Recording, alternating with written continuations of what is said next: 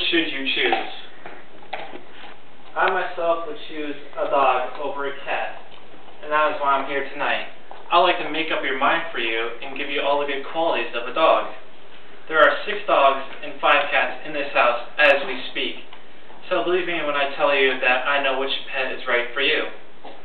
Tonight I would like to talk about 3 things. First is a list of people who have had cats or dogs as pets during their lives. The second is all the advantages of having a dog as a pet rather than a cat. And third is the reasoning behind the title, Man's Best Friend. First is a list of well-known people who have had cats during their lives. There are Saddam Hussein, Adolf Hitler, Mike Tyson, and Martha Stewart. Now I don't know about you, but I wouldn't want to be in the same category as them. But first let's take a look at the list of people who have had dogs during their lives. Mother Teresa, Billy Graham, Martin Luther King, and even Jesus had his own dog. Now, if you had to choose between the categories Saddam Hussein or Mother Teresa, which would you choose? I would choose Mother Teresa, but that's just my personal opinion. Now, I would like to talk to you about the advantages of having a dog. The first and most obvious one, I think, is that dogs definitely make better guard animals than cats.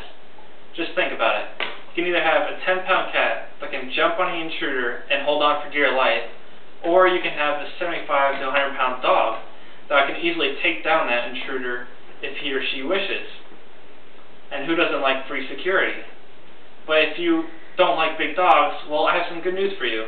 There's a thing called Chihuahuas, and they can bark out their lungs until you realize that they're trying to alert you of nearby danger. Now, some of you probably have the issue of cost.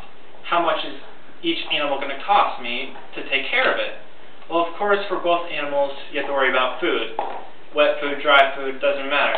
But with cats, you also have the addition of cat litter.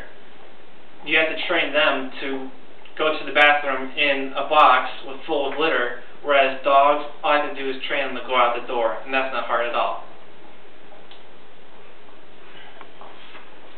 Sure, a cat will sleep for 16 hours, but when you actually want to play with that cat, what are you going to do? You can call it all you want, but it's not going to come to you.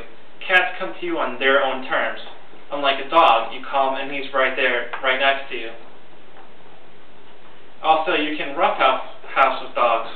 Everyone likes to roughhouse every once in a while, but with cats, you can't do that. They're too small and fragile. Cats on leashes and cats in tubs. Neither of those are good combinations. With dogs, it's a different story. You can take them anywhere on a leash.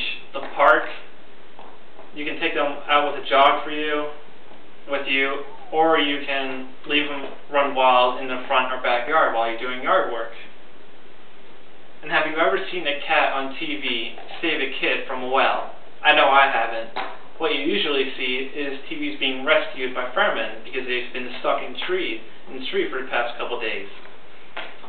Dogs like Lassie and dogs on patrol forces, police forces, they can alert their owners of danger when it is nearby. The only loving cat that I can think of that I've seen on TV or in a movie is Dr. Evil's cat from Austin Powers. But the only reason why that cat was loving was because it was evil, just like its owner. Now you have the issue of scratching. You don't like being scratched by any animal, but with dogs, you can avoid them because you can either hear them or see them.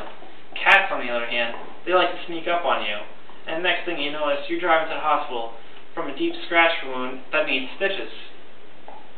Now this next piece of information is a little graphic, so if you have a queasy stomach, please cover your ears for the next minute or so. Thank you. Another reason why dogs are such better pets than cats is because they don't like to brag about their latest kill. I live with 5 cats in the house and 3 cats outside. And I don't know how many times I've walked outside to see either a dead bird or a dead mouse in a garage or on a porch where everyone can see it. It's not only embarrassing to have a dead animal on your porch or in your garage and giving the impression that your family likes to kill birds and mice for fun, it's also very disgusting. Who wants to see a severed head on their porch? With dogs, it's a completely different story. all you notice from them after they kill something is that they like to hold their heads high. Next, I would like to talk to you about the title of man's best friend. How did they receive this title? Well, they definitely didn't receive it by sitting on their butts and sleeping all day like cats. Dogs are there for you whenever you need them. All you need to do is call them once and they're there. Like I said before, you can take them anywhere on leashes. And that is why they have the title of man's best friend, because they are the most loyal companion any pet owner can have. And that is why I like dogs over cats. So during this speech, you have heard about a list of people who have had cats and dogs. You heard about the advantages of having a dog over a cat. And you heard about the reasoning behind the title of man's best friend. But in a last-ditch effort, I would like to recite to you a poem about a dog from an unknown author. It is entitled A Stump for a Tail. Can't buy loyalty, they say. I bought it, though, the other day. You can't buy friendship, tried and true. Well, just the same, I bought that too. I made my bid and on the spot, bought love and faith and a whole job lot of happiness.